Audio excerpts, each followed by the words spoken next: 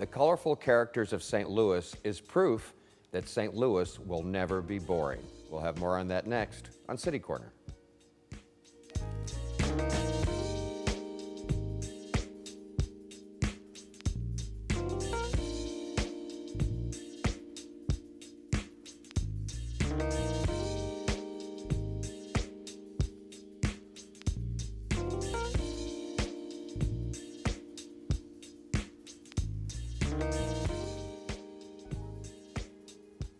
I'm Steve Potter, and welcome to City Corner.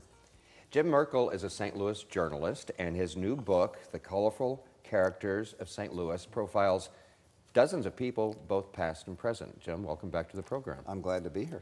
Again, because this is your fourth book, and I think we've talked to you about each one of them, haven't we? Yeah, I've enjoyed every time. That's why I work so hard to do another book so I can talk to you again. Oh, I see. Just to be on the show? Yes. I almost believe you. Yeah. Real quickly, your other books, one was about the arch, the other about, one about German heritage. Right. Just recap those three books for me. Okay. Hoosiers and Scrubby Dutch, St. Louis's South Side was about the quirky things of the South Side, the things that make it the only neighborhood I'd want to live in. Beer, brats, and baseball. German Americans in St. Louis is about the wonderful German heritage in St. Louis, about how they've done so much. And then my last one, The Making of an Icon, the dreamers, the schemers, and the hard hats who built the Gateway Arch. Right. Long title. Tells just the complete story of the Gateway Arch. And I'm so excited. I mean, such a beautiful story. So many aspects, including crookedness, but that makes it fun. Yeah, you have to have a little intrigue in there. Oh, sure.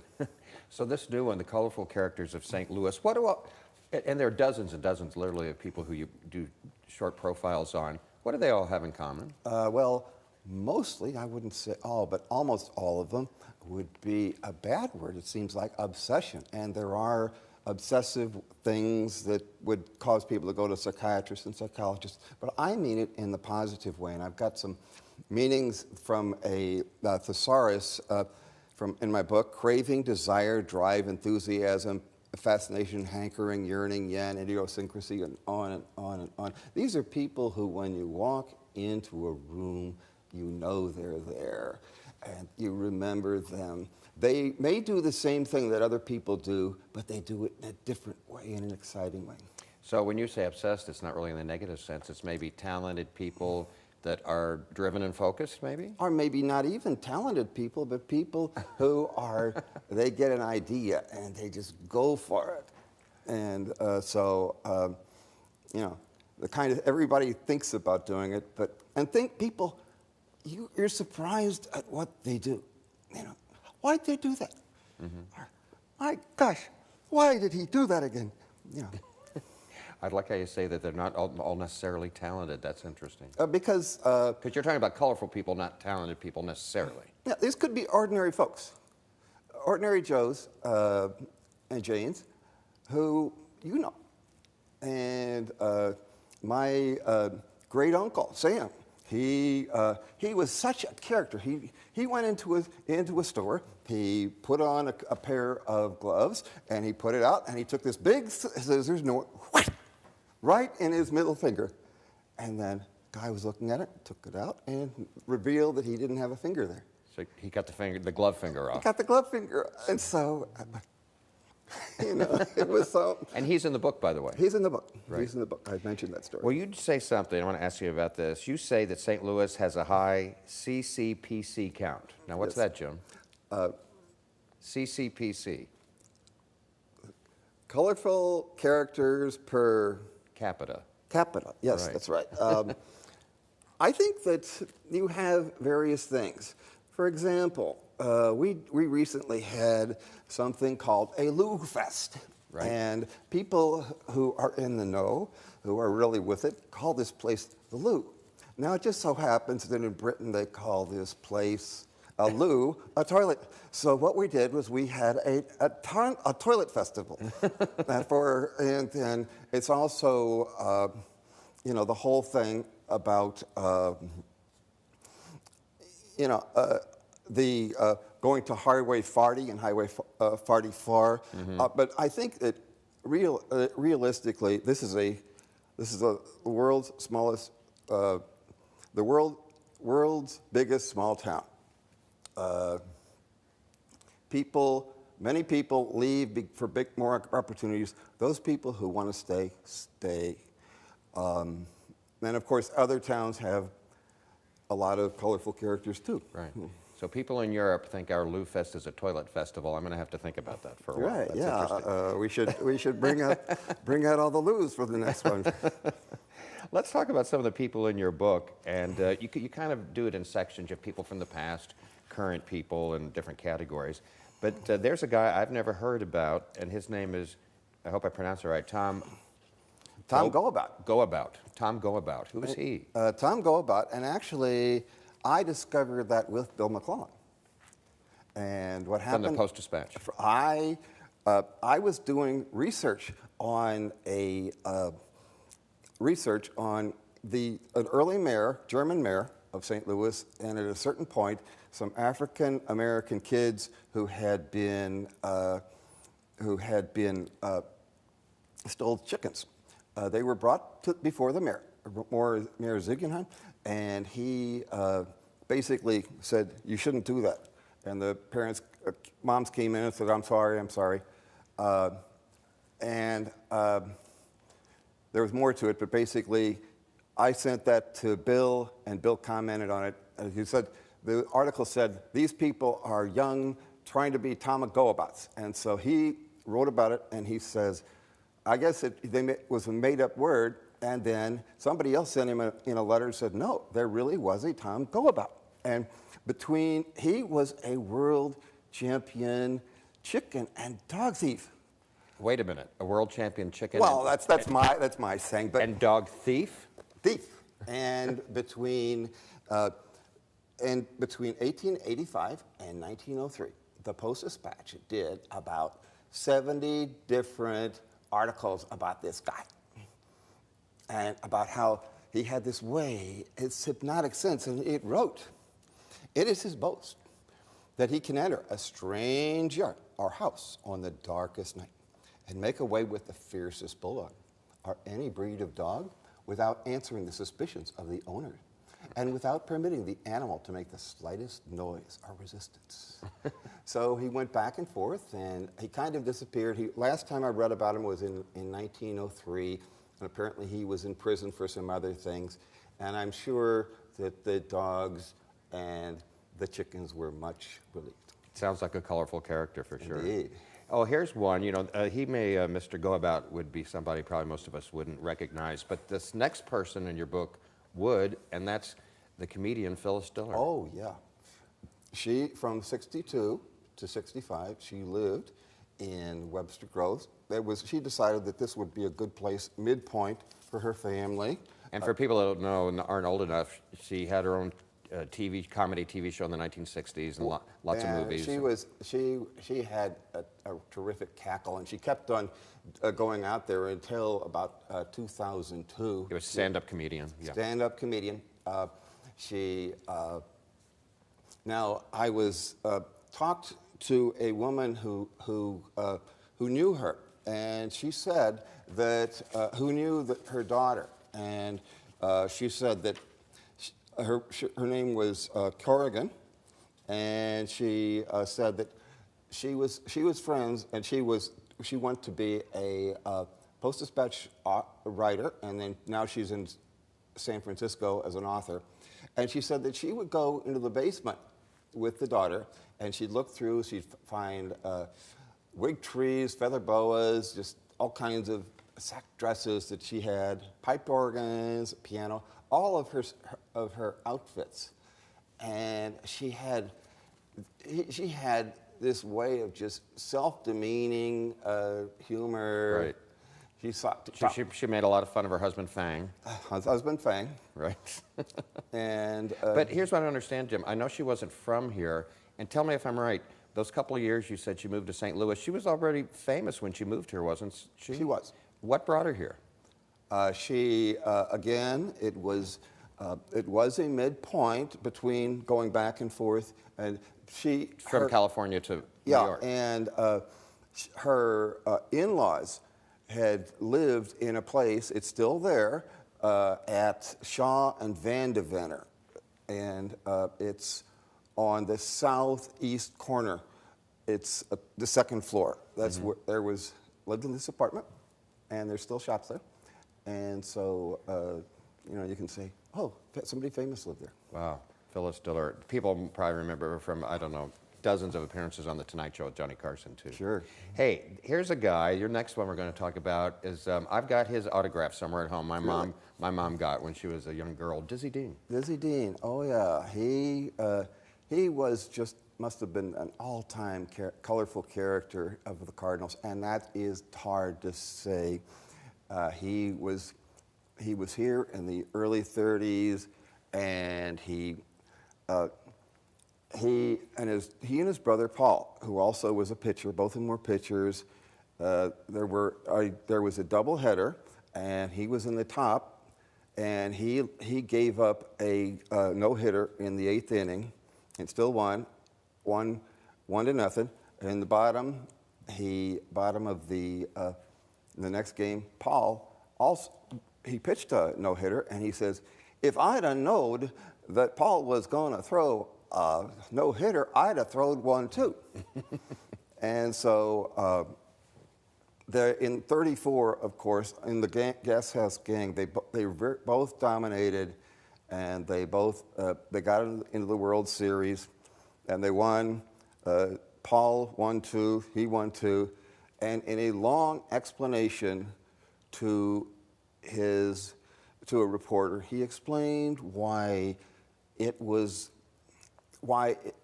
he really expected this to happen, so that they would have known, and so long explanation. And so it was reduced from then on to, it ain't bragging if you can do it. Right. Yeah. Do we know why he got his name Dizzy?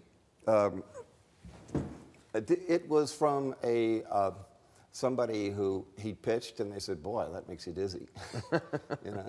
So, but he was, after that, in the 37 All-Star game, a hit hit him on the toe. He came back too soon, and he was kind of favoring some stuff, and because of that, it just took away his edge, and he was out. He went over to the Cubs, so he went out in broadcasting, and he was known for all kinds of slid and slud, and he wound up going national broadcasting, and so, but he's always known for, he was a short time, but he was always known for being the champion for that. Dizzy Dean, go Cardinals, right? Go Cardinals. Hey, we're talking about colorful people of St. Louis with St. Louis journalist Jim Merkel, and we'll pick up on this right after this message.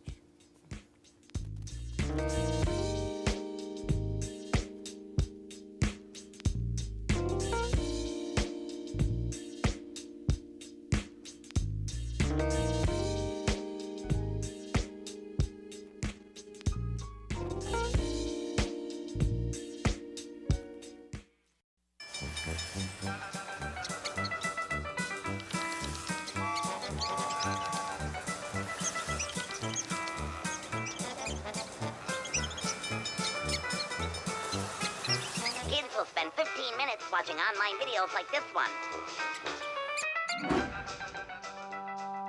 Brushing for 2 minutes now can save your child from severe tooth pain later.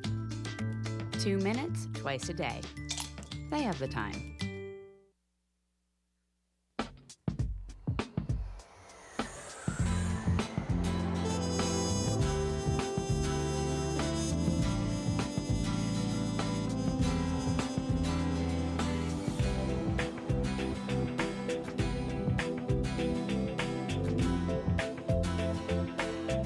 Experience St. Louis.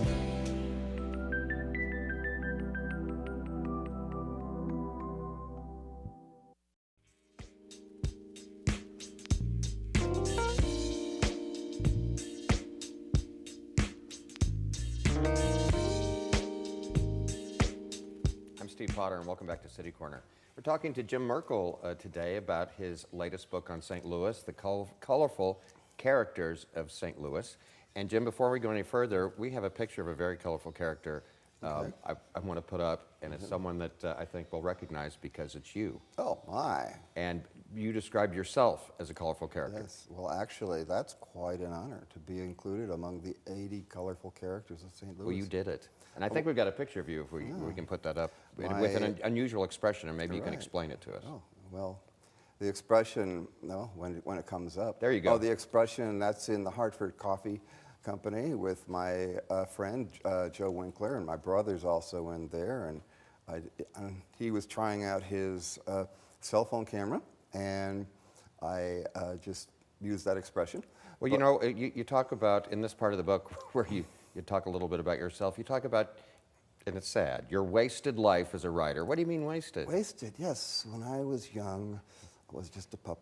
I set my eyes on being a writer. Now, if I wanted, if I said, I would have done much better off today had I chosen something useful. But tell that to a headstrong kid. And so here I have spent my life frittering away myself when I could have been an engineer. Although my grades, if you had seen well, I could have done something else. Yeah, but you've enjoyed it. Well, I think you have. Yes. Right. Another person that you write about, Jim, in your book is a gentleman by the name of Bill Veeck. Bill Veeck. Who's Bill? Bill Veeck was, he started out in Chicago. His dad was involved with the management of the Cubs, and he owned, and he very soon found himself as a baseball owner. And in 1951, he bought the St. Louis Browns, which were doing very, very poorly, and he immediately set himself up to evict the Cardinals from St. Louis and make this the Browns' town. And he could have done it. I mean, he did things like he owned the Sportsman's Park, and so he covered the whole park with Browns memorabilia. And so when the Cardinals played, it was all still the Browns' place. He did other things, hired former Cardinals, but he was so screwy. He did such screwy things. The one that made national history, and even to the point where it was mentioned in Peanuts, was he brought a 3.7-foot ball player in by the name of Eddie Goodell. He was also an entertainer, and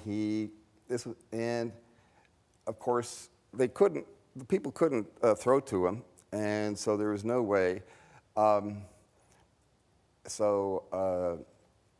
It got, like I say, people got really mad at him. The league brass said, "Oh, he was bringing baseball down," but people loved him. And he might have actually gotten the Cardinals to leave if it hadn't been for the fact that Fred Sy, the owner, had to go to jail for tax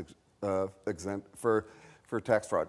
And so then Anheuser-Busch, just as a good public citizen, bought the Cardinals, and he knew that there was no way that he could compete, so he got out. Wow, and the rest is history. Oh yeah, he was a fun guy. The next one I want to ask you about is kind of close to my heart because I have a radio background, and people know John Carney currently from a radio, and this is his dad, Jack Carney, who is absolutely a legend.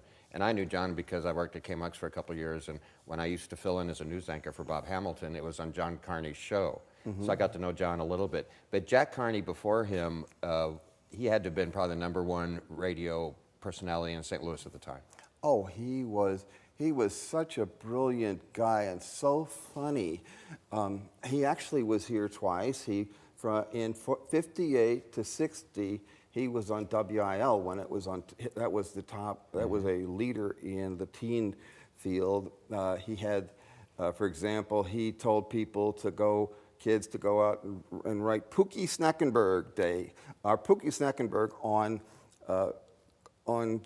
boards, chalkboards, and they were all over the place. It was, and he also announced that people should look on their radiator cap, and that, according to the stories, it was either a $100 prize or a $10,000 prize, and it just snarled traffic because everybody was pulling over. And then he went out to New York and then San Francisco, and then he came back here to KMOX in '71, and he was such a screwball, and he died unexpectedly, kind of all of a sudden. He died right? unexpectedly. Yeah. He had one thing, so of a heart attack. He had one thing in the early '80s. I'm proud to be an American. I'm proud to be a St. Louisan, and nobody ever asked me to be in a parade before a parade in Forest Park, and it was so funny, and people loved him, and it was a loss. Yeah, Jack Carney, what a legend. Percy Green, I remember that name so well. I guess I'd call him a social activist from the 60s or 70s, right in there. He was an important player. He was an important player, and this is one part. We have one thing about rebels with a cause who are not necessarily funny. This is a really serious guy. Even today, you meet with him, and it's very business. And, he's still filled with anger that African Americans aren't getting the jobs they needed. And the one that made history in here, of course, there was a Jefferson Bank sit-in, and in '63, and then the year after, he and another person, when nobody was looking, climbed 125 feet up the still being built arch. And he said he was going to stay there.